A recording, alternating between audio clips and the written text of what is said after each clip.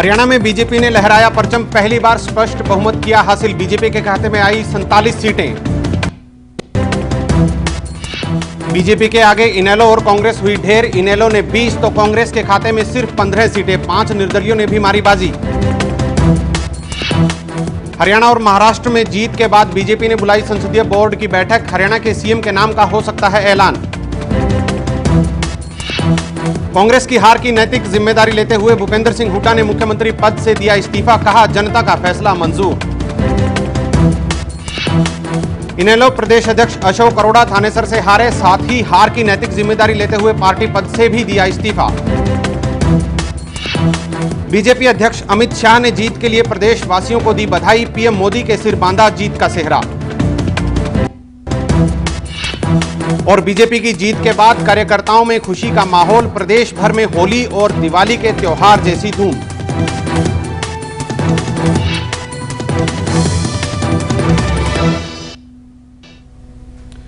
नमस्कार, आप देख रहे हैं एवन तहलका हरियाणा। मैं हूं आपके साथ सूरज भारद्वाज। आज चुनावों के नतीजे आ गए हैं। बीजेपी को स्पष्ट बहुमत मिल गया है। सरकार बनाने की तैयारियां हो गई हैं। आपको बता दें कि बीजेपी संसदीय बोर्ड की बैठक दिल्ली में अब से करीब आधे पौना घंटा पहले शुरू भी हो चुकी है और करीब अगले 2-3 घंटे में यह फैसला लिया जा सकता है कि मुख्यमंत्री के जो ताज है वो किसके सर पे सजेगा। और इस सारी बातों पर, नतीजों को लेकर के चर्चा हम अपने खास कार्यक्रम में करेंगे। हमारे साथ मौजूद हैं मलिक साहब हैं, हरविंदर मलिक जी, डायरेक्टर एवन तहलका, वो हमारे साथ मौजूद रहेंगे। विनीत पूनिया जी हैं, राजनीतिक विश्लेषक हैं, उनसे भी हम बातचीत करेंगे आज के जो राजनीतिक माहौल है, जो स्थिति बनी है। विशाल सेठ जी हैं, बीजेपी के प्रवक्ता हैं, उनसे भी हम बात करेंगे। और साथ ही एग्जीक्यूटिव डायरेक्टर एवं तहलका डॉक्टर सुरेंद्र धीमान भी हमारे साथ मौजूद रहेंगे। तो आज नतीजे आ चुके हैं और नतीजों की सबसे बड़ी बात यह है कि पहली बार स्पष्ट बहुमत हरियाणा की राजनीति में बीजेपी ने हासिल किया है। सबसे पहले मलिक साहब, आपसे मैं जानना चाहूंगा, जो नतीजे आए हैं उनका क्या असर क्या है हरियाणा की राजनीति में? बीजेपी पहली बार आई है तो किस तरह से हरियाणा के लोग इन नतीजों को ले रहे होंगे? हरियाणा के लोग तो वैसे ही ले रहे होंगे कि जैसे कि उन्होंने वोट किया है, क्योंकि ये उन्हीं की वोट से ही बीजेपी को ये आशीर्वाद मिला है। और ये पहली बार है कि ये पार्टी पूरी तरह से और पूर्ण बहुमत लेके, जैसे कि प्रधानमंत्री ने अपनी स्पीचेज में ये गुहार भी की थी कि आप दें तो हमें पूर्ण बहुमत दें, तो ये बहुत अच्छी बात है। और आई थिंक हरियाणा के लोग वैसे ही पॉजिटिव होंगे और स्माइलिंग होंगे, आज खुशी होंगे, क्योंकि वोट तो उन्होंने किया था कुछ दिनों पहले और बहुत क्लियर वोट किया था और वैसा ही मैंडेट आया है जैसा कि लोगों का माइंडसेट बना हुआ था। इसमें कोई दो राय नहीं है, क्योंकि ऐसा ही माइंडसेट था तो वैसा ही रिजल्ट भी आया है। तो कहीं ना कहीं हरियाणा की राजनीति में ये सकारात्मक बात भी है कि एक तो उन्होंने क्लियर मैंडेट दिया और एक नया वर्जन दिया, ऑप्शन नया चुना है उन्होंने।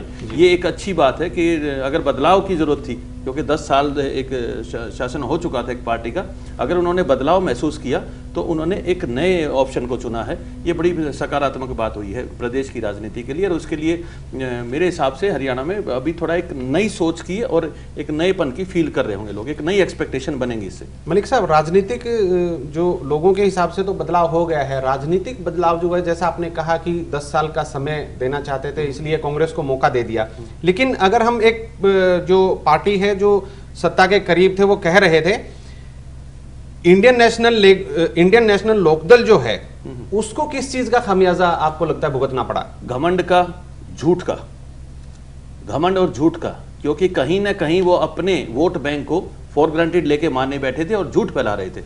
कानून ने जो सजा दी है उसको भी बरगला के फैलाया जा रहा था कि हम तो जैसे शहीद होने गए हुए हैं। ये बहुत गलत बात थी जो समाज में फैलाई जा रही थी और दर्शकों ने, लोगों ने उस बात को पहचाना है। और इस आज के रिजल्ट में अगर सच में नुकसान हुआ है तो INLD को हुआ है, क्योंकि खोया अगर किसी ने, अगर सही में खोया है तो, क्योंकि एंटी इनकम्बेंसी थी, जिनका 10 साल से शासन था, उनके मन में जो था हरियाणा के लिए करने का, तो उनको 10 साल का मौका दे दिया था जनता ने। उनका बदलाव तो कहीं ना कहीं निश्चित था, लेकिन जो इंतजार में थे आने के, उनको तो और पीछे धकेल दिया। उनको तो ये एंटी इनकम्बेंसी, हाँ, उन पे एंटी इनकम्बेंसी होगी। वो कहते थे हम तिहाड़ में शपथ लेंगे, कैसी कैसी बातें फैला रहे थे। लोगों ने उस बात को नहीं माना, उन्होंने ऊपर से उनकी भी घटा दी। कहीं ना कहीं बढ़ना चाहिए था। मलिक साहब, आपको रोकना चाहूंगा, एक बड़ी खबर इस वक्त आ रही है मनोहर लाल खट्टर और कैप्टन अभिमन्यु की सुरक्षा बढ़ा दी गई है। ये कहीं ना कहीं मुख्यमंत्री पद को लेकर के उससे ये जोड़ा जा रहा है। मनोहर लाल खट्टर की सुरक्षा बढ़ाई गई है, कैप्टन अभिमन्यु की भी सुरक्षा बढ़ा दी गई है, क्योंकि दिल्ली में जो बीजेपी संसदीय बोर्ड की बैठक चल रही है, किसी भी वक्त उम्मीद की जा रही है कि अगले 1-2 घंटे में फैसला लिया जा सकता है कि मुख्यमंत्री कौन होगा। और कहीं ना कहीं उससे ये राजनीतिक जो चर्चा को बल मिलता है कि ये दोनों सशक्त दावेदार भी हैं। कैप्टन अभिमन्यु शुरू से ही दौड़ में रहे हैं मुख्यमंत्री पद की। मनोहर लाल खट्टर का भी नाम गाहे बगाहे चल रहा था। तो फिलहाल ये एक बड़ी खबर आ रही है, उनकी सुरक्षा बढ़ाई गई है। नारनौल से एवं संवाददाता अजय लोहान जुड़े हुए हैं। अजय, क्या जानकारी है इस खबर के बारे में? जी, मैं बताना चाहूंगा कि अभी कैप्टन अभिमन्यु की सुरक्षा जो है वो बढ़ाई गई है और कहीं ना कहीं ये इशारा करती है कि कैप्टन अभिमन्यु को कोई न कोई बड़ा पद जो है वो दिया जा सकता है। जी, बाकी और क्या, किस तरह अभी कैप्टन अभिमन्यु यहीं पर हैं या दिल्ली के लिए रवाना हो चुके हैं? क्या अभी ताजा राजनीतिक हालात हैं? जी, कैप्टन अभिमन्यु के जो जीत की जो बात है वो परिणाम जो है वो काफी घोषित की वजह से 5 बजे वो आज से चलने शुरू हुए थे और अभी तक वो नारनौल नहीं पहुंच पाया। उनके साथ काफिला इतना बड़ा है और साथ में समर्थकों की इतनी भारी भीड़ साथ में है, वो नारनौल तक तो अभी पहुंच भी नहीं पाए हैं। और साथ में उनकी सुरक्षा जो है वो बढ़ा दी गई है और उनको साथ में पीसीआर उपलब्ध करवाई गई है, वह अन्य सुविधाएं उनको उपलब्ध करवा दी गई है, जिससे ये बात तो साफ जाहिर होती है कि उनका कद कहीं न कहीं एकदम बहुत बड़ा हो गया है और उनको कोई न कोई बड़ी जिम्मेवारी सौंपी जा सकती है। जी बिल्कुल अजय, आप हमारे साथ बने रहिएगा। करनाल से एवं संवाददाता कमरजीत सिंह विर्क भी जुड़े हुए हैं। कमरजीत, क्या खबर आ रही है? मनोहर लाल खट्टर जी की सुरक्षा बढ़ा दी गई है क्या? देखिए, अगर सूरज मैं आपको बताना चाहूंगा इस पूरे मामले की अगर बात करें तो मनोहर लाल खट्टर जिस टाइम ही काउंटिंग चल रही थी उसी के दौरान जो कमांडो दस्ता वहां पे जो काउंटिंग स्थान था डीएवी स्कूल में वहां पे पहुंच जाता है और इसके साथ साथ उसी टाइम कुछ ऐसे इशारे हो गए थे कि जैसे मनोहर लाल खट्टर की जो इतनी बड़ी जीत हुई है 63,000 समथिंग जीत, तो ये चीज को लेकर कहीं ना कहीं बीजेपी के जो बड़े नेता हैं जब मोदी से उनके संबंधों की बात सामने आ रही थी, इस चीज को लेकर कहीं ना कहीं उनकी सुरक्षा बढ़ा दी गई है। और इसके साथ साथ जो सीएम पद की दौड़ में सबसे प्रबल दावेदार माने जा रहे थे, इस चीज को लेकर भी उनकी सुरक्षा बढ़ा दी गई। और उनके साथ साथ एक जो बात सामने आई है, जो उन्होंने एक अपना जश्न का जुलूस निकाला था, उसके साथ साथ पुलिस की 3 गाड़ियां थी, एक एसएचओ थे, एक पीसीआर थी, उसके साथ साथ 2 गाड़ियां और चल रही थी। जी, तो अभी कहाँ है मनोहर लाल खट्टर जी? करनाल में ही अपनी जीत का जश्न मना रहे हैं या दिल्ली के लिए रवाना हो चुके हैं? देखिए, अगर बात करें इस पूरे मामले की, जो मनोहर लाल खट्टर हैं वो दिल्ली के लिए निकल चुके हैं और उनका साथ साथ जो करनाल के जो 4 अदर उम्मीदवार हैं, चाहे बख्शी सिंह विर्क हैं, चाहे कबीर पंथी हैं और चाहे इंद्री से कर्णदेव कंबोज हैं, वो भी पांचों के पांचों उम्मीदवार दिल्ली के लिए निकल चुके हैं और वहां जो संसदीय बोर्ड की मीटिंग होगी उसके लिए हिस्सा लेने के लिए निकल चुके हैं। जी जी जी कमरजीत, आपका बहुत बहुत शुक्रिया इस जानकारी के लिए। तो आपको बता दें कि 2 बड़े नेताओं की जो सुरक्षा है वो बढ़ा दी गई है। किन्हीं कारणों से वो सुरक्षा बढ़ाई गई है, कहीं ना कहीं उनको कोई कद जो है वो दिया जाएगा। अजय लोहान, आपका भी बहुत बहुत शुक्रिया, आपने जानकारी दी। तो फिलहाल जो ये बड़ी खबर इस वक्त की आ रही है कि दोनों नेताओं की सुरक्षा बढ़ा दी गई है। और भी नेता हैं वो भी पहुंच रहे हैं और हम अपनी चर्चा को जारी रखेंगे। हम बात कर रहे थे जो राजनीतिक हालात की, हम बात कर रहे थे, मलिक साहब से पूछ रहे थे। मलिक साहब, आपने बताया कि आईएनएलडी ने क्या खोया है या सिर्फ खोने के लिए आईएनएलडी के पास ही था। तो मौजूदा अगर हम बात करें तो अब जो आज से पहले एक बात होती थी कि भूपेंद्र सिंह हुड्डा या ओम प्रकाश चौटाला के जिक्र हुआ करता था, अब आप किस तरह से चौपालों पर राजनीतिक हलकों की अगर बात करें तो वहां पर अब कैसी बातें सुनने को मिला करेंगी लोगों से? देखिए, आज के अगर रिजल्ट को देखें तो आगे जो चर्चाएं होंगी, आगे जो चर्चाएं बनेंगी वो 2 राष्ट्रीय पार्टियों की बनेंगी जी। वो बीजेपी और कांग्रेस की बनेगी। जो भी मुख्यमंत्री बनेंगे उनकी और हुड्डा साहब की ज़्यादा होगी इस मामले में, जो लक्षण लगते हैं अभी भी। क्योंकि ऐसे में जो पार्टी 10 साल से बाहर है सत्ता से, उसके ये 5 साल और निश्चित कर दिए बाहर के। अब उनके पास 15 साल का ऐसा ट्रैक रिकॉर्ड मुश्किल लगता है कि अगले 5 साल के बाद वो किस बात पे अपनी वोट को बढ़ाना चाहेंगे। क्योंकि अगर 5 साल बाद, अगर आज हम सोचे कि कोई चुनाव जब होगा तो उसमें भूपेंद्र हुड्डा जी तो अपना ये कार्ड रख सकते हैं कि मैंने ये विकास कराए थे, मैंने थर्मल लगाए थे, मैंने ये काम किए थे। लेकिन ऐसे में आईएनएलडी क्या रख पाएगी, ये बड़े संशय की बात है। हमें नहीं समझ में आ रहा कि अब वो अपनी बात आगे कैसे रख पाएंगे। क्योंकि अब की बार तो उन्होंने अपनी इस सजा को एक मुद्दा बना के रखा था, है ना, कोई विकास की बातें नहीं दोहराई थी कि हमने पहले क्या काम किया था। कुछ प्रलोभन दिए थे कि स्कूटी दे देंगे, अब वो स्कूटी तो नहीं चली, लोगों ने नहीं विश्वास किया कि वो दे देंगे। तो मुझे नहीं लगता ये क्रेडिबिलिटी उनकी काफ़ी गड़बड़ रही है। और आगे भी जो आपने पूछा कि चर्चा किसकी होगी, तो चर्चा कहीं ना कहीं बीजेपी और कांग्रेस की आएगी। और ये बड़ी सकारात्मक बात है हरियाणा के लिए कि 2 राष्ट्रीय पार्टियां मैदान में आप अब रहेंगी और अगली बार भी इन राष्ट्रीय पार्टियों का चांस ज्यादा रहेगा बात करने का। जी विनीत पुनिया जी, आपसे जानना चाहेंगे, राष्ट्रीय पार्टी की जैसे मलिक साहब बता रहे हैं, तो क्या जो क्षेत्रीय जो दल हैं उनकी कहीं ना कहीं, जैसे और भी बाकी छोटे मोटे दल थे, वो उनका तो नामो निशान ही मिट गया है। कुछ उभरे थे, कुछ पहले थे, कुछ बनने की उठने की कोशिश कर रहे थे। तो क्या जो क्षेत्रीय जो दल हैं वो हरियाणा से अब कहीं ना कहीं गुम होते दिखाई दे रहे हैं आपको? देखिए, अभी ये कहना मुश्किल होगा कि विलुप्त हो जाएंगे या नहीं। विलुप्त नहीं, लेकिन उनकी कहीं ना कहीं भूमिका जो है वो कमजोर पड़ जाएगी। उनका भूमिका निश्चित रूप से बहुत कमजोर पड़ेगी। और मैं, हमारा पड़ोसी प्रदेश है राजस्थान, मैं उसका एग्जाम्पल आप देना चाहूँगा कि राजस्थान में भी ऐसे ही हुआ था। जनता दल और भाजपा 2 प्रमुख शक्तियाँ थी, कांग्रेस एक अलग शक्ति थी। जनता दल को बिल्कुल खत्म करके बीजेपी ने उसका स्पेस खा गई। वो स्थिति यहाँ पे भी हो सकती है।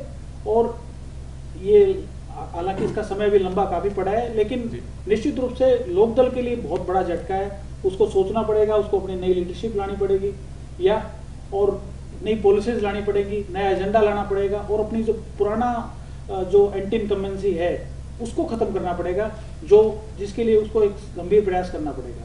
मैं इस बारे में एक बात और कहना चाहूँगा कि आज का जो फैसला है वो हरियाणा ने अपने इतिहास को दोहराया है। आज तक हमेशा हरियाणा ने केंद्र की जो सरकार जो रही है उसी के पीछे पीछे हरियाणा ने सत्ता सौंपी है, या हरियाणा ने जिसको सत्ता सौंपी है बाद में केंद्र में उसकी सत्ता आई है। 1970 से लेके आज तक का एक बार वही चीज़ हुई है। और ये हरियाणा की प्रगति के लिए एक अच्छी चीज़ है कि हरियाणा में जो सरकार होती है वो केंद्र में भी सरकार होती है, उससे केंद्र की सरकार से हमें कुछ मिलता भी है और फायदा भी मिलता है। जी विशाल सेठ जी, आपकी पार्टी पहली बार स्पष्ट बहुमत लेकर के आई है और उम्मीदें बहुत ज़्यादा बन गई हैं। और सबसे बड़ी बात यह है कि विपक्ष जो है वो बेहद मजबूत आपका विपक्ष रहेगा। उसमें अगर कांग्रेस की बात करें तो भूपेंद्र सिंह हुड्डा जिन्होंने 10 साल सरकार चलाई, और अब भी जितने भी उनके विधायक चुनकर आए हैं एक से एक अनुभवी विधायक हैं, बोलने वाले विधायक हैं। तो कहीं ना कहीं आपको क्या चुनौती नहीं लगती कि उम्मीदों पर खरा उतरने में पसीना छूटेगा आपका? देखिए, जो कोई कमज़ोर पहलवान होता है उसके लिए चुनौती कठिन होती है। हमारी पार्टी के जितने भी जो भी विधायक आए हैं, जो भी है, ये सब बातें भारतीय जनता पार्टी जिस प्रकार से भी अब ये शासन चलाने वाली है वो एक सेट विचारधारा के साथ चलाने वाली है। वो इस तरह का शासन नहीं आने वाला कि रात को कुछ मुख्यमंत्री जी को कुछ समझ में आया, सुबह उन्होंने लागू कर दिया। इस प्रकार का शासन भारतीय जनता पार्टी के कार्यकाल में नहीं होने वाला। भारतीय जनता पार्टी के कार्यकाल में बिल्कुल सेट लाइंस के ऊपर चलने वाला शासन आने वाला है। तो कोई अनुभवी हो, कुछ हो, जब काम सही होंगे तो सामने वाले के पास शायद कुछ भी विरोध करने का कुछ भी नहीं रहेगा। वैसे आनंद फानंद में कुछ किसी ने बोलना है तो बोलता रहेगा, उसका कोई अर्थ नहीं रहेगा। विशाल जी, आपके जो मैं बात कर रहा हूं, अगर विपक्ष की बात करें तो 2 विपक्ष आपके सामने खड़े होंगे, तो आपको किस विपक्ष से चुनौती लगती है? कि कांग्रेस भी है एक तरफ INLD भी है, तो किन से आपको उम्मीद है कि आपको सकारात्मक विपक्ष की भूमिका में नजर आपको कौन आता है, इंडियन नेशनल लोकदल या कांग्रेस? देखिए, सकारात्मक विपक्ष की भूमिका में तो कोई भी आ सकता है, और अगर कोई सकारात्मक भूमिका में विपक्ष की भूमिका निभाता है और वो उसका हम स्वागत करेंगे। तो आपका कोई आकलन भी होगा, आपने चुनाव लड़ा है, सभी नेताओं के बयान भी सुने हैं, तो आपको क्या लगता है कि किनसे आपको 2-2 हाथ करने पड़ेंगे, किनसे आराम से बात बन जाएगी और किसके साथ ज्यादा दिक्कत आने वाली है? नहीं, हम सबके साथ आराम के साथ काम कर लेंगे, कोई समस्या नहीं आने वाली। जी धीमान साहब, जी क्या कहेंगे? जो बात राजनीतिक माहौल की चल रही है उसमें क्या खोया क्या पाया, वो भी हम, जैसे मलिक साहब ने शुरू में बताया कि इस पूरे चुनाव में अगर खोने को किसी के पास या किसी का कुछ अगर खोया गया है तो वो INLD का खोया गया है। आप कितने सहमत हैं इस बात से? ये 100% सच है, क्योंकि कांग्रेस के 10 साल के कार्यकाल के बाद एंटी इनकम्बेंसी इतनी बड़ी हो गई थी, विकास कार्य बहुत कराए हैं, ये सब चर्चा उन्होंने भी की। कांग्रेस ने अपने चुनाव प्रचार के दौरान विकास कार्यों की बात की, लेकिन लोगों को खाली विकास तक ही सीमित नहीं होते, वो अपनी छोटी छोटी समस्याएं, जो दिनचर्या की समस्याएं हैं, छोटे से छोटे व्यक्ति जिसकी एक वोट का उतना ही बराबर का मूल्य है जितना एक अरबपति के आदमी का मूल्य है। तो वो जब उसकी समस्या वो अपने अफसरों के पास जाते थे उसको हल कराने के लिए, वो अफसरों के पास वो अफसर नहीं मिलते थे मुख्यमंत्री के निर्देश के बावजूद। तो एक सबसे बड़ा कारण तो इस सरकार के खिलाफ एंटी इनकम्बेंसी में अफसरशाही का रहा, तो उसको तो खमियाजा भुगतना था ही। लेकिन जो वोट बैंक उसका किसके पास जाना था, जो कि 10 साल से सत्ता से बाहर थी और जिन्होंने लोगों को INLD ने खासकर INLD ने लोगों को अपने एक जेल से निकालकर, जो कि जेल से एक बीमारी के आधार पर उनको जमानत मिली थी, अपने नेता को चुनौती देकर के भी, ताकि उनके बाद में उनकी जमानत भी रद्द होगी इसी बात पे, चुनाव प्रचार में झोंका। और INLD के दावे कल तक भी, जब तक चुनाव प्रचार परिणाम नहीं आए थे, तब तक भी थे कि हमारी पूर्ण बहुमत की सरकार बन रही है। जबकि जितने भी सर्वेज थे, वो सर्वेज इंटरनल सर्वेज भी एक नहीं मान रहे थे। वो कहते कि बीजेपी या तो पूर्ण बहुमत के आसपास जाएगी या अगर 2-4 सीट कम भी रही तो सिंगल लार्जेस्ट पार्टी बीजेपी रहेगी। तो किसी भी तरीके से INLD की सरकार बनते हुए नहीं लग रही थी, पर वो क्योंकि अपने इस पूर्ण तौर पर ये मान के चल रहे कि हमारी सरकार आएगी, और 10 साल से जो सत्ता से बाहर रहे, वो 10 साल के पीरियड को कैसे पूरा करना है, अगले 5 साल में कैसे सत्ता का एक कर सकते हैं लोगों के ऊपर, वो उसके बारे में सोच के बैठे, तो उनको सबसे बड़ा झटका लगा। जी मलिक साहब, आपको रोकना चाहूंगा दिमान साहब। एक सवाल इसमें उठता है, जो कांग्रेस पर भी इल्जाम लगते रहे हैं कि अफसरशाही जो है वो हावी रही है और कहीं ना कहीं उसने भी नुकसान किया है कांग्रेस का। अभी ये खबर आ रही है सर कि जो वहां से कुछ अफसर आएंगे गुजरात से, तो आपको क्या लगता है कि अफसरशाही का बीजेपी में किस तरह से रोल देखते हैं आप? ऐसा तो नहीं है कि वहां से अफसर आएंगे, पता नहीं उसमें तो कितनी सच्चाई है, ये ऐसा सुनने में आ रहा है। नहीं, ये डिपेंड, वो तो खैर बहुत सारी बातें चुनाव के समय चलती है। मुद्दा ये है कि जो भी ऊपर कमांडर है, जो भी आदमी ऊपर बैठा है, उसकी अपनी काम करने का तरीका कैसा है। हुड्डा साहब का तरीका बहुत नेक था शुरुआत में, उसने एक रिलीफ दिया था उससे पहले वाली सरकार में, जो उनका तरीका था। लेकिन मुझे लगता है कि कहीं ना कहीं वो अपने तरीके के ही गुलाम हो गए। ये बहुत होता है, ये इवन आर्टिस्ट कलाकारों के साथ भी होता है कि वो एक तरीके की फिल्म बनाते तो फिर वैसे ही बनाते चले जाते हैं। तो हुड्डा साहब के भी सेकंड टेन्योर में वो कहीं ना कहीं अपनी इमेज के, अपने तरीके के गुलाम हो गए, और उसका फ़ायदा बहुत ज़्यादा अगर सही में किसी ने उठाया तो अफसरशाही ने उठाया। इससे ज़्यादा बेलगाम अफसरशाही कहीं हो नहीं सकती जैसे ये थी, और इसी बेलगाम अफसरशाही ने ही बंटाधार किया है इस टीम का। इतने विकास कार्य होने के बाद भी, इतने स्ट्रक्चरल विकास होने के बाद भी स्टेट में आम आदमी दुखी था, क्योंकि उसकी सुनवाई नहीं थी, उसके रोजमर्रा के कामों में नहीं था। तो जो रूटीन की गवर्नेंस थी वहां पर फेल्योर ड्यू टू ये अफसरशाही था। मोदी साहब का एक फैक्टर है, नो डाउट कि उनके प्रति लोगों का एक भाव जुड़ा हुआ है पूरे देश में। तो एक मोदी वेव जहां अपने आप में है, जिसने एक आज समर्थन दिलाया है बीजेपी को, उसके साथ साथ इस कांग्रेस सरकार की जो बेलगाम अफसरशाही थी उसका भी उतना ही रोल है कि उसने भूपेंद्र हुड्डा के रूटीन के कामों को, मैं ये नहीं मानता कि कोई बुरी बात है किसी आदमी का सदव्यवहार करना, नेक व्यवहार करना, लेकिन डिपेंड ये है कि जिनके साथ किया जा रहा है वो उसको लेते कैसे हैं। उन्होंने उसको बेलगामी के रूप में लिया, उसको बिल्कुल ही इनके बार बार कहने के बाद भी, 10-10 बार रिमाइंड कराने के बाद भी ये अफसर काम नहीं करते थे। इन्होंने बिल्कुल अपने ढंग से राज को आनंद लिया है इन लोगों ने। मैं चैनल पे बात शेयर भी करना चाहूँगा, मैंने सुना था एक अफसर को कहते हुए ये बात को कि इससे बढ़िया राज नहीं हो सकता, लूट पे कोई रोक नहीं और हिस्सा कोई मांगता नहीं। एक सीनियर अफसर की कही लाइन है कि उसने कहीं ना कहीं ये तो सर्टिफिकेट दे दिया कि भाई जो हमारे हुक्मरान है ये हिस्सा नहीं मांगते, जो इल्जाम इससे पहले वालों पे थे, साथ में स्वर्णिम, लेकिन साथ में ये अपने लिए कह दिया कि लूट पे कोई रोक भी नहीं है। अब यहाँ वो सरकार की नाकामयाबी भी है, बड़ा फैक्टर है जो मुख्यमंत्री के खिलाफ जाता रहा ये सबसे बड़ा फैक्टर था जिसने इनके खिलाफ माहौल बनवाया है। लेकिन अब देखते हैं कि जो भी सत्ता आई है जो बीजेपी की, उसमें जो भी सीनियर बनेंगे, जो मुख्यमंत्री बनेंगे, वो इस बात को सबसे ज्यादा संज्ञान में ले, है ना। लेकिन इसमें मलिक साहब सवाल एक उठता है, भूपेंद्र सिंह हुड्डा जी ने 5 साल मुख्यमंत्री रहे, अनुभव उनको हुआ, जैसा आपने बताया कि फिर उसी परिपाटी पर वो चल पड़े। यहाँ जो सरकार बनने जा रही है बीजेपी की, आज शाम तक हो सकता है ऐलान हो जाएगा, उनको अनुभव नहीं है इतना ज्यादा, तो कहीं ना कहीं अफसर तो आगे पीछे घूम फिर के अफसर तो वही रहेंगे। तो कहीं आपको लगता है कि फिर अफसरशाही एक बार हावी हो जाएगी सरकार पर? ये जैसे घोड़ा साधने वाला काम है ना, ये वैसा ही काम होता है। थोड़ा बहुत तो वो दुलत्तियां मारेगा, टांगे ऊपर नीचे करेगा भाई, जो जितना बढ़िया खिलाड़ी होगा वो साध के उस पर सवारी करेगा। मेरे हिसाब से राजनीतिक का काम वही होता है, घोड़े साधने वाला काम। ये अफसर तो घोड़े हैं, 2-4 बार हिंद करेंगे, है ना। वो डिपेंड है कि वो कितने काबिल होंगे और उन पे सवार होकर अपना शासन जनता के लिए ठीक चलाएंगे। लगाम जितना टाइट लगाम को कसेंगे, और इसमें कोई बहुत अनुभव की जरूरत नहीं होती, कॉमन सेंस की जरूरत होती है। हो सकता है जो जिनको भी सत्ता सौंपेगी पार्टी, हो सकता है वो इस मामले में निपुण हो कि वो काम लेना जाने अपना, और कहीं ना कहीं जो जिम्मेदारी फिक्स की जाए ना अफसरों की, समयावधि जिम्मेदारी फिक्स की जाएगी तो ये हो भी सकता है। ऐसा नहीं कि नहीं हो सकता, जवाबदेही जो है तो ऐसा नहीं कि ये नहीं हो सकता, कोशिश करें। हाँ हो सकता है, क्योंकि जब आप बहुत ही ज़्यादा एक बिखरे हुए माहौल को संवारने के जाएंगे तो थोड़ी मुश्किल हो सकती है। जैसे स्वच्छ भारत को स्वच्छ करने में दिक्कत आ रही है, तो स्वच्छ भारत को, जो स्वच्छ भारत का इशू चल रहा है, हो सकता है उसमें मुश्किल आएंगी। तो ऐसे ये भी एक अफसरशाही की स्वच्छता का अभियान चलाना पड़ेगा।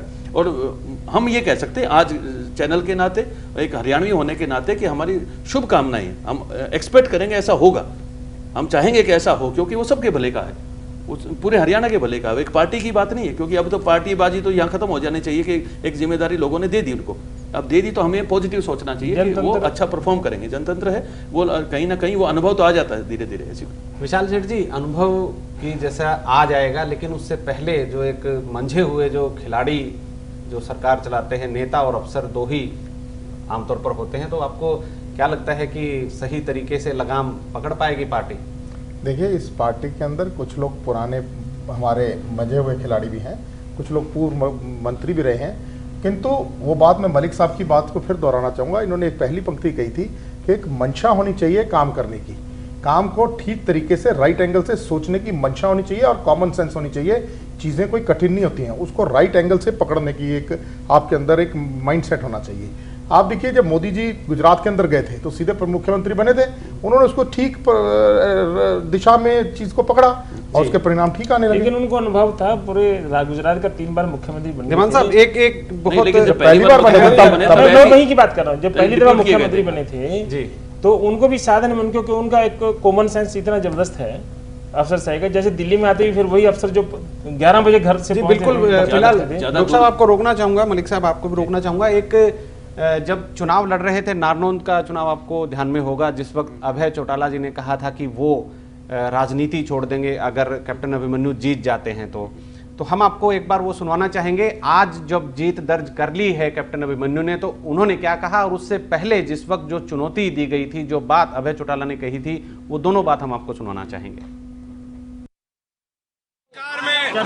डूबे हुए लोगों को जनता ने जिस प्रकार से सबक सिखाना था, जनता ने अपना काम किया। आज वो जनता के जनादेश पर किस प्रकार से उनकी टिप्पणी होंगी, आने वाले समय में जनता ही देखेगी, क्योंकि हम सब जनता के दरबार में रहने वाले।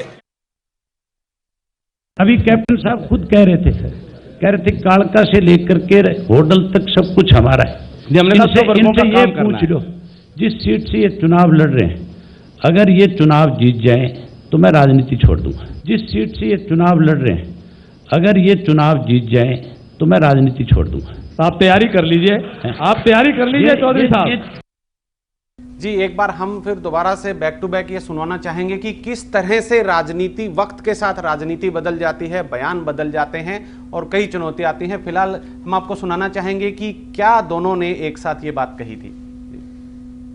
अभी कैप्टन साहब खुद कह रहे थे कालका से लेकर के होटल तक सब कुछ हमारा है। इनसे ये पूछ लो, जिस सीट से ये चुनाव लड़ रहे हैं, अगर ये चुनाव जीत जाए तो मैं राजनीति छोड़ दूंगा। जिस सीट से ये चुनाव लड़ रहे हैं, अगर ये चुनाव जीत जाए तो मैं राजनीति छोड़ दूंगा। तो आप तैयारी कर लीजिए। अहंकार में डूबे हुए लोगों को जनता ने जिस प्रकार से सबक सिखाना था, जनता ने अपना काम किया। आज वो जनता के जनादेश पर किस प्रकार से उनकी टिप्पणी होंगी, आने वाले समय में जनता ही देखेगी, क्योंकि हम सब के दरबार में रहने वाले। जी, तो बीजेपी इस वक्त इस स्थिति में है, वो सवाल अब दागने शुरू करेगी। पहले सवाल जवाब होते थे, अब सवाल सिर्फ बीजेपी के होंगे। इस स्थिति में आई है और सीटें जो ली है, स्पष्ट बहुमत लिया है, उस पर उनका ऐसा सवाल बनता भी है। तो इस तरह के बयान विनीत पुनिया जी आपसे जानना चाहेंगे। नेता अक्सर जोश में, उत्साह में और जनता के सामने ऐसे बयान कर देते हैं। पहले भी बहुत बयान हुए हैं कि राजनीति छोड़ देंगे, हम उस गली में नहीं जाएंगे, लेकिन चंद दिन के बाद ही नतीजे जब आते हैं तो उसको कहीं ना कहीं रखे रह जाते हैं। कार्यकर्ताओं की इच्छा बता करके दोबारा से उस बयान पर हट गया। आप किस तरह से लेते हैं इस बयान को, राजनीति छोड़ने के जो अभय जी ने कहा? देखो, ये जो चुनाव के जो बयान होते हैं उनको चुनाव के तुरंत बाद बुला दिया जाए तो अच्छा है, क्योंकि जो देने वाला भी जानता है कि मैं वैसे ही दे रहा हूँ, और जो जिसके लिए बोले जाते हैं वो भी उसको पता होता है ये सिर्फ बयानबाजी है, इसका कोई मतलब नहीं है। और अब तो जनता भी मानने लगी है कि ये जो बयानबाजी है ये सिर्फ खोखली बयानबाजी होती है, सिर्फ रिटोरिक है, एक बार कहेंगे, लेकिन इसका मीनिंग होना चाहिए। इसका मीनिंग नहीं है, इसीलिए पॉलिटिशियंस की वैल्यू खत्म हो रही है, इसीलिए पॉलिटिकल वैल्यूज खत्म हो रही हैं, इसीलिए पॉलिटिशियंस के लिए रिस्पेक्ट खत्म हो रही है। ये एक गंभीर सवाल है, जो कि ये चीज़ें ऐसी नहीं होनी चाहिए, लेकिन ऐसी हो रही हैं। और मुझे लगता है ये कोई पहला एग्जाम्पल नहीं है, और इससे पहले भी बहुत सारे एग्जाम्पल ऐसे हैं जो भजनलाल जी ने भी कहा था। बिश्नोई जी ने अभी हाल ही में कहा था कि राजनीति मैं छोड़ दूंगा, राजनीति छोड़ दूंगा, और छोड़ ही दी थी उन्होंने तो, बल्कि कि जनता ने मेरा साथ नहीं दिया। मलिक साहब, आपसे जानना चाहेंगे, एक समाज में राजनीतिक तौर पर इस तरह से नेताओं की बयानबाजी, बिना सोचे समझे इस तरह की बात अगर की जाती है, तो आपको क्या लगता है कि जनता इसको किस तरह से लेती है, या किस तरह से लेना चाहिए? जनता को बहुत ठीक से सोचना चाहिए कि ये कैसे बड़ बोले, कैसे घमंड से भरे हुए लोगों की बातों पे विश्वास करके वो वोट करने जाती है। जो लोग अपनी जुबान नहीं रख सकते, फिर वो आपके लिए क्या काम करेंगे? उनकी सीरियसनेस अपने काम के बारे में क्या होगी, या उनकी लेवल ऑफ मैच्योरिटी कैसा है? या तो वो अपनी जुबान को संभाल के बोलें, नहीं तो जो बोल दिया उसको निभा दें। अब इनकी बातों पे कैसे विश्वास करें जनता की ये विकास करेंगे, क्योंकि फिर तो वो भी बात झूठी है, और शायद इसीलिए लोगों ने विश्वास नहीं किया। जो मैंने शुरू में कहा था कि कहीं ना कहीं पार्टी का घमंड झलकता था, वो ऐसी स्टेटमेंट्स में झलकता था जैसे ये बोली थी। और ये सिर्फ यहाँ नहीं बोली थी, ये हमारे साथ एक चर्चा में हमने दोबारा पूछा था इसी बात पे कि आपने ये बयान दिया है? इन्होंने कहा हाँ दिया है। मैंने कहा आप छोड़ेंगे? वो बोले हम छोड़ेंगे। मैं कन्फर्म बोला हम छोड़ देते हैं, और जरूरत पड़ी तो हम वो भी दिखा देंगे। इन्होंने एक बार नहीं, इस बात को बार बार दोहराया था हम छोड़ देंगे। और अच्छा हो कि अपने बात को, अपनी जुबान को, जिस घराने से बिलोंग करते हैं, जहां राजनीति की जिम्मेदारी लिए बैठे, हरियाणा की, कि हम तो इस घराने से हैं, अगर ये है तो अपनी इस बात को रखते हुए राजनीति छोड़े। कहीं ना कहीं ये एक अच्छा आदर्श स्थापित हो सकता है कि नहीं, राजनीतिक सिर्फ बोलते नहीं हैं, वो निभाते भी हैं। इसमें क्या बुरी बात है? अगर बोला था तो निभा दो उसको। जी डॉक्टर धीमान, आपसे जानना चाहेंगे, ऐसे बयान पहले भी बहुत वायदे करके मुकरे हैं, बहुत सारे ऐसे नेताओं के उदाहरण हमारे सामने हैं, तो राजनीति के परिप्रेक्ष्य में आपको क्या लगता है कि ये सिर्फ जनता को बहकाने के लिए होते हैं, या सिर्फ एक बहस हो रही है, उस बहस में आपने अपना दावा ठोक दिया? ये बयान इन राजनेताओं को लोग क्यों कई बार झूठा बोलते हैं कि झूठे हैं राजनीतिक, कई बार तो इतनी भावना से बात करते हैं कि राजनीतिकों के बारे में ऐसी टिप्पणियां करते हैं जो कि सामान्य तौर पर हम चर्चा में भी नहीं बात कर सकते हैं। हालांकि क्योंकि वो अपनी जिम्मेदारी निभाते हुए अपने मतदान का प्रयोग करते हैं। अभय सिंह चौटाला को ये बात कहने की आवश्यकता नहीं थी, चाहे वो जीत भी जाते। हालांकि वो इतने ओवर कॉन्फिडेंट इसको कहा जा सकता है कि नानोन से पहले दिन से लग रहा था कि कैप्टन अभिमन्यु ने बहुत मेहनत करके है और कुछ भी हो सकता है। ये जरूरी नहीं था कि नानोन से INLD का उम्मीदवार जीते।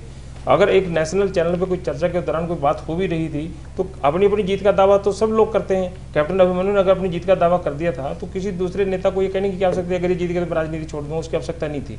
लेकिन क्योंकि जैसे अभी पुनिया साहब ने भी कहा कि ये राजनीतिक तौर पर बयान दिए जाते हैं, इनकी कोई किसी प्रकार से कोई गंभीरता से इनको बयान देने वाला भी नहीं लेता, और जनता भी कहती है कि क्या हंसते हैं कि क्या बयान दे रहे हैं। अगर जीत भी गया तो क्या राजनीति छोड़ देंगे? तो उनके तो राजनीति पूरे परिवार में ऊपर से लेकर नीचे तक राजनीति करते हैं। कुलदीप बिश्नोई ने जब ये बयान दिया था कि मैं हिसार से हार जाऊंगा, मैं राजनीति छोड़ दूंगा, तो राजनीति कहाँ छोड़ी उन्होंने? अगले दिन कह रहे हैं जी मेरे पास तो बहुत दबाव डाल दिया। बहुत दबाव क्या डाल दिया? अब फिर चुनाव लड़ लिया, दोनों पति पत्नी फिर जीत गए।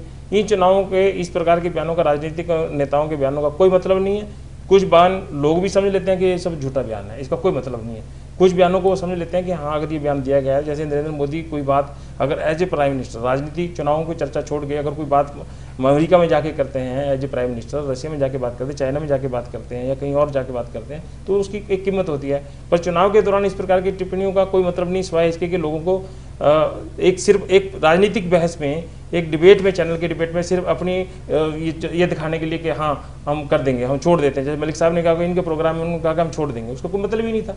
छोड़ देते तो ये कहने की बात रिवाइंड करने की जरूरत नहीं। इसी बात ने ही राजनीतिकों की क्रेडिबिलिटी पे क्वेश्चन उठाया, बहुत क्वेश्चन मार्क है। जनता के दिमाग में इनके प्रति एक मजाक बन गया, तो ये तो यूं ही गाते रहते हैं, यूं ही बोलते रहते हैं। राजनेताओं के बारे में बड़ी टिप्पणियां ऐसी, इसलिए हम कह रहे हैं कि अगर सच में क्रेडिबिलिटी सेट करनी है तो किसी को तो सच में छोड़ के दिखा देनी चाहिए। किसी न किसी को जो है क्रांति अगर लानी है तो कुर्बानी जरूर। एक मुझे और जानकारी थोड़ी सी देनी थी। मुझे लगता है नलवा में विधानसभा का चुनाव या राज्यसभा का हरियाणा से एक बाई इलेक्शन जरूर करना पड़ेगा, क्योंकि रणबीर सिंह गंगवा नलवा से जीते हैं और वो राज्यसभा के मेंबर हैं, तो दोनों में से 15 दिन के अंदर एक सीट छोड़नी होती है, तो एक बाई इलेक्शन तो तुरंत आ ही गया है। दलवा कर, अगर वो राज्यसभा की सीट छोड़ते हैं तो। अगर वो राज्यसभा की सीट रखेंगे फिर राज्यसभा का बाई इलेक्शन होगा। जी बिल्कुल, हम अपनी चर्चा को जारी रखेंगे, लेकिन फिलहाल वक्त है एक छोटे से ब्रेक का। ब्रेक के बाद तुरंत हाजिर होते हैं।